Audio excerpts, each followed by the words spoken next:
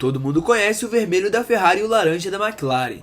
Essas máquinas, embora sejam poderosas, são o extremo oposto do que você imagina quando está querendo fugir da polícia.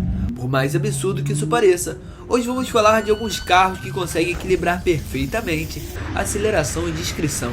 Carros que somente quem sabe, sabe. Mas antes, deixa eu me apresentar. Meu nome é Rodrigo Legruber e você está assistindo o Desvendando Máquinas. Mas para entendermos o que vou falar no vídeo, primeiramente vamos entender um pouco da história. Vamos voltar para meados de 1920 nos Estados Unidos, quando foi proibida a venda e o transporte de bebidas alcoólicas no território norte-americano. Sabendo disso, como vocês podem imaginar, as pessoas não simplesmente deixaram de beber. Não, muito pelo contrário, eles criaram uma maneira para contornar essa lei, e foi assim que nasceu os contrabandistas. Essas pessoas eram responsáveis por pegar bebidas do México e Canadá e levar para os Estados Unidos. E no começo, para o transporte, eles utilizavam o Ford modelo 18, que era caro, mas mesmo assim não se sobressaía diante dos demais. Era um carro comum, só que ele tinha um diferencial.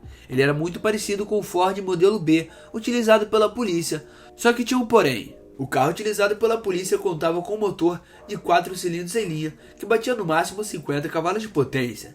Já o Ford modelo 18, utilizado pelos contrabandistas, tinha um V8, que batia até 65 cavalos de potência. Mas isso até ele receber algumas modificações, as quais podiam chegar até os 85 cavalos de potência. Algo muito impressionante para a época. Segundo os próprios criminosos, ele era rápido o suficiente para sempre estar um pé na frente da lei. Ele era rápido o suficiente para subir as montanhas esburacadas e o seu porta-malas ele era bem espaçoso, o qual ajudava bastante no transporte das bebidas alcoólicas. Vendo tudo isso, as montadoras não podiam deixar isso acontecer, e por isso tiveram a ideia de criar um carro para as polícias. O Chevrolet Bel Air 1954, um carro rápido, resistente e mais importante, um carro confiável. Uma máquina que fosse capaz de trabalhar por 24 horas seguidas e continuar rápido o suficiente para conseguir alcançar esses criminosos. Sem contar que eles ofereciam um motor exclusivo para os policiais, óbvio. E além do motor, também ofereciam embreagem, alternador de bateria, panela de óleo e até mesmo os próprios pneus. Essa prática, ou melhor, esse mercado, ficou cada vez mais lucrativo e por isso as grandes empresas norte-americanas entraram de cabeça nessa nova demanda. General Motors, Ford e a Chrysler. Todo mundo se via fazendo carros e equipamentos para a polícia. Mas foi somente com a Dodge em 1968 que eles praticamente pararam com essa corrida e deixaram de lado, pois a partir dessa máquina não tinha mais para onde ir. Eles lançaram o Dodge Polar Pursuit 440, que vinha com motor V8 que batia aproximadamente 375 cavalos de potência, algo completamente inimaginável para a época. Nem mesmo os muscle cars mais rápidos eram capazes de acompanhar essa besta. Mas essa ideia de ter carros de polícia completamente tunados acabou que ficou somente nos Estados Unidos. Nenhum outro país tinha adotado essa medida, nem o Japão. 197 km.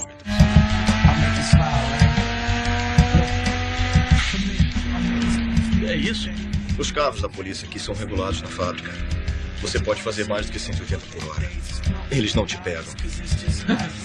Nem mesmo o próprio Reino Unido. O único utilizava o Ford Sapphire Cosworth, um carrinho que, embora fosse pequeno e não muito emocionante, ele era o suficiente para as ocorrências da época. Mas isso foi até a criação de carros esportivos que simplesmente o pequeno Ford Sapphire não conseguia acompanhar. O primeiro carro que vem à nossa cabeça é o Mercedes 500Z, que foi criado em conjunto com a Porsche e contava com um motor V8 de 5 litros de capacidade, que batia aproximadamente 322 cavalos de potência. Também tínhamos o BMW M5, que dispensa introduções, mas naquela época ele batia em torno de 311 cavalos de potência. Nada mal, não é mesmo? Embora de fato esses números sejam impressionantes, nenhum desses carros foi o que se destacou naquela época. Nem Porsche, nem a Mercedes, muito menos a BMW. O carro que se destacou foi uma homologação do General Motors e a Lotus, o Lotus Type 104, ou melhor, ou mais comumente conhecido, o Lotus Carlton. Inicialmente contava com um motor de 6 cilindros em linha, que comportava 3 litros de capacidade, que batia 382 cavalos de potência e 57,9 kg de força-torque. Mas para melhorar sua performance, para deixar as coisas mais interessantes ainda, foi aumentada sua cambota, fazendo com que ele comporte 3,6 litros. Também foi adicionado um turbo e, além da parte mecânica, também fizeram algumas modificações no seu design, como o aumento do paralama e alguns cortes no seu corpo, tudo dando ênfase à aerodinâmica. Além disso, esse carro só era vendido com o câmbio manual de 6 velocidades da Lotus, vindo direto do Corvette ZR1. Tão famoso não foi sua velocidade, muito menos o seu design. Ele ficou conhecido por ser o carro predileto dos criminosos britânicos. O que aconteceu foi o seguinte: em uma noite fria, no dia 26 de novembro de 1993, um jovem roubou um Lotus Carlton verde dentro de uma casa em uma pequena cidade no sul da Inglaterra. Ele utilizou esse carro para fazer inúmeros roubos e furtos dentro do Reino Unido. Furtos esses que totalizaram mais ou menos 20 mil libras. Todo mundo sabia quem ele era, sabiam até mesmo qual era o carro e sua placa, 40RA. Mas por alguma razão, ninguém conseguia pegá-lo. A polícia simplesmente não conseguiu acompanhá-lo. Mas isso foi até 1994, quando o encontraram todo amassado no fundo de um rio. Será que ele caiu em uma fuga? Ou será que não se passa de uma queima de arquivo? Isso talvez a gente nunca saiba. Mas fato é que quando encontraram, o parlamento britânico foi ao extremo e pediu o banimento dessa máquina, alegando que ela era muito perigosa para estar nas ruas. E foi preciso, pois no ano seguinte ela acabou saindo de linha, pois além de não ter uma reputação muito boa, ela era muito cara. Vendo tudo isso e com o aumento exponencial dos carros esportivos, voltamos para os Estados Unidos. Eles não queriam repetir o mesmo erro da Inglaterra e ter carros de polícia que simplesmente não conseguiam acompanhar os outros. Por isso, em 2006, foi introduzido o Dodge Charger LX. Se você jogou Need for Speed Underground, você sabe o que estou falando. Esse carro vinha no chassi do Chrysler LX, e ele era muito mais estável em altas velocidades do que os últimos carros da polícia. Sem contar que ele contava com um V8 de 5.7 litros de capacidade e um pouco mais de 340 cavalos de potência. Pequeno problema, esse mesmo carro também era vendido para o público, só que agora com algumas melhorias. E esse carro era o Dodge Charger SRT-8, que contava com um V8 de 6.5 litros de capacidade e um pouco mais de 420 cavalos de potência.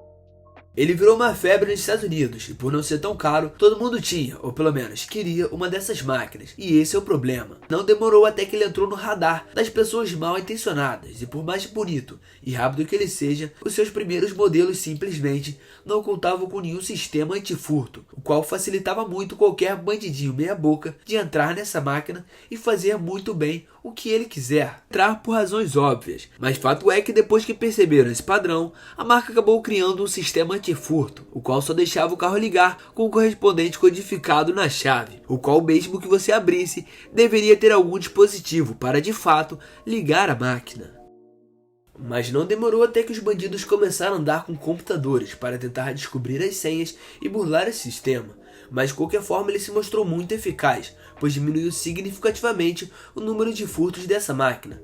Esse foi um levantamento feito pela empresa norte-americana de seguros NICB. Ela registrou que em 2006, quando foi lançada essa máquina, houve aproximadamente 7.309 furtos.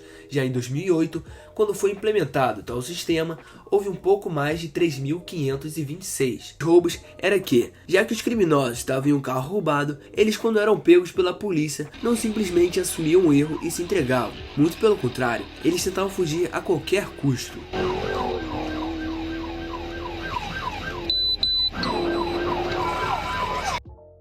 E não demorou que essa máquina ganhasse a fama de ser o melhor carro de fuga. Mais uma vez, todos os holofotes estavam nela. Mesmo que tivessem criado inúmeros sistemas anti-furto, 3.500 furtos de somente um carro ainda é um número absurdo. O estrago já estava feito. Esse carro, conforme as gerações, ele estava ficando cada vez mais potente, enquanto o da polícia continuava o mesmo. A sua última geração de agora, de 2024, conta com um V8 Ram Supercharged de 6.2 litros de capacidade, que chega a 797 cavalos de potência. De fábrica, tá bom pra você?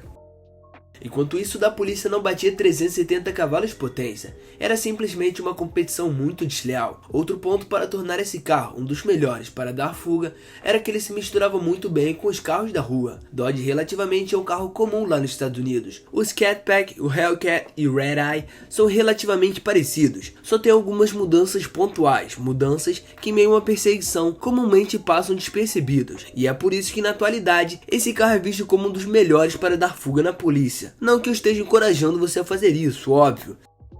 Até porque não sou com uma boa ideia você ir para outro país, fazer besteira e botar a vida de pessoas inocentes em risco. E por hoje é isso. Se chegou até aqui e gostou do nosso conteúdo, sinta vontade de nos seguir, ativar o sininho para sempre ser avisado quando postarmos novos vídeos. E não se esqueça também de deixar o seu like e seu comentário falando o que achou do nosso conteúdo. E por hoje é isso.